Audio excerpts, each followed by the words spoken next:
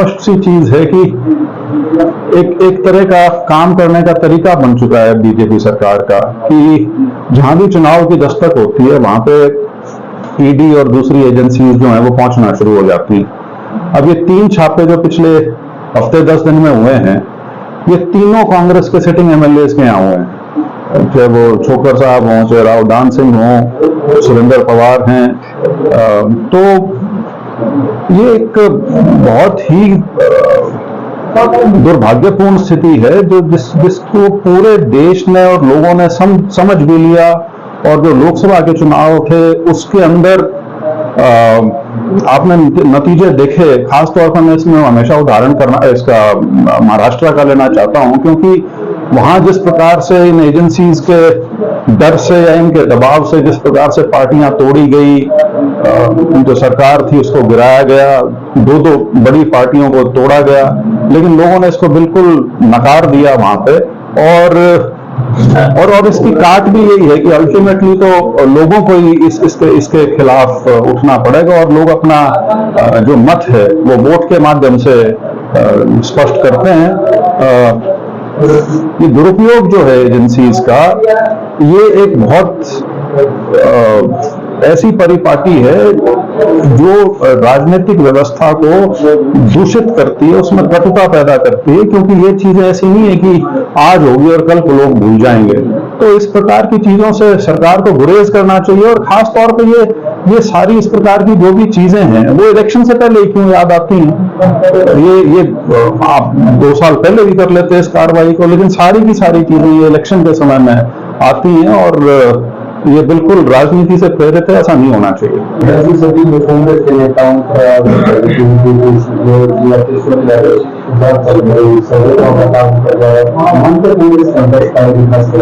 नहीं, मैंने तो उदाहरण दिया आपको। महाराष्ट्र तो बहुत बड़ा स्टेट है, और वहां तो बिल्कुल पार्टियों को तार तार कर दिया था, तीनों पार्टियों को, कांग्रेस को भी, शिवसेना को भी और एनसीपी को भी। लेकिन जब नतीजे आए तो किस प्रकार से वहां पे कांग्रेस का उभार हुआ।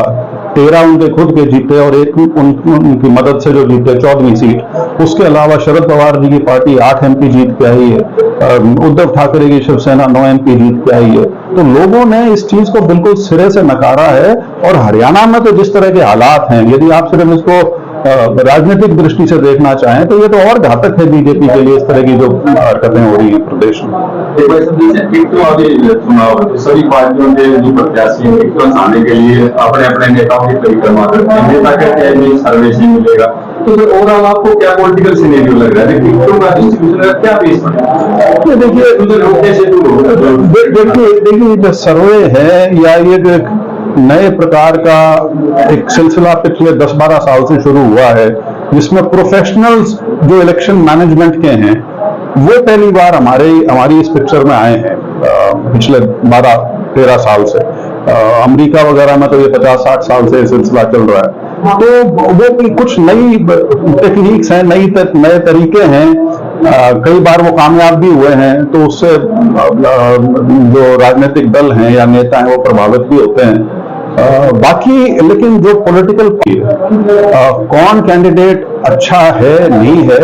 उसका सबसे बेहतर आकलन तो पार्टी और पार्टी का जो नेतृत्व है वो ही कर पाता है। हाँ, सर्वे वगैरह जो हैं वो उसमें सहायक भूमिका निभा सकते हैं, लेकिन मेरा ये मानना है कि ऐसा नहीं हो सकता कि तो सिर्फ, क्योंकि सर्वेज,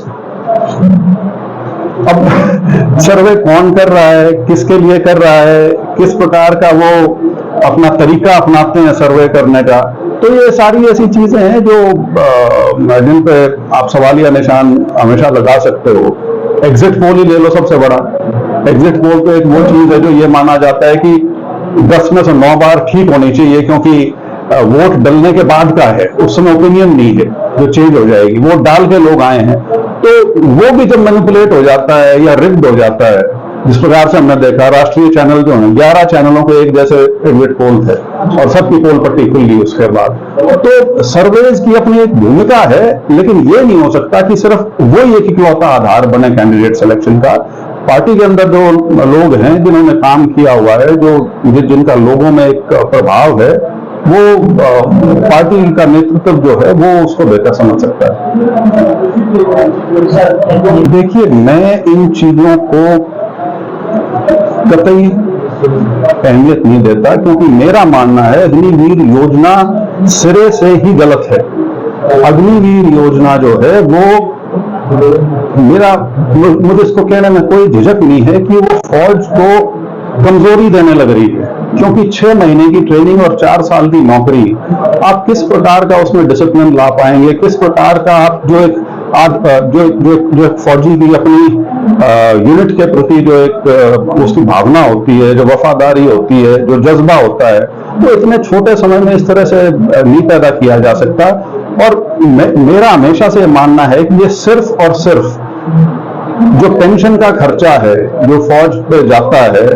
उसको कम करने के लिए ये इतनी बड़ी योजना एक लाई गई है, जिससे पूरा फौज का जो स्ट्रक्चर है भर्ती का वो सारा का सारा तहस नहस कर दिया और एक नई तरह की स्कीम लाके शुरू कर दी है। और आप खुद बताइए, एक ऐसी फौज जिसमें सैनिक ही 2 प्रकार के हो जाएंगे, जो इकट्ठे बैरक में हैं अदरवाइज या फ्रंट पे हैं, लड़ाई के समय हैं, और मेरे साथ वाला रेगुलर है जो कल को यदि उसके साथ दुर्भाग्यवश यदि शहादत प्राप्त करता है वो, उसको सारी पेंशन मिलेगी, उसके परिवार को एक्स सर्विसमैन का दर्जा तो रिटायरमेंट के बाद मिलता है, शहीद का दर्जा उसको मिलेगा, उसके साथ और बहुत सी चीजें जुड़ी हुई हैं जो उसको मिलती हैं। जबकि एक जो अग्निवीर के साथ यदि कोई इस तरह की घटना हो जाए तो उसको शहादत तक का दर्जा नहीं, शहीद का दर्जा नहीं मिलता, उसको सिर्फ एक उसके परिवार को एक कंपनसेशन के रूप में दे दिया जाता है, उसमें भी बहुत बड़ा कंपोनेंट जो है वो इंश्योरेंस का है। तो इस प्रकार की व्यवस्था आप जो इकट्ठे कंधे से कंधे लगा के जो जवान जो लड़ रहा है उसमें ये भेदभाव हो जाना अपने आप में एक बहुत चिंताजनक विषय है।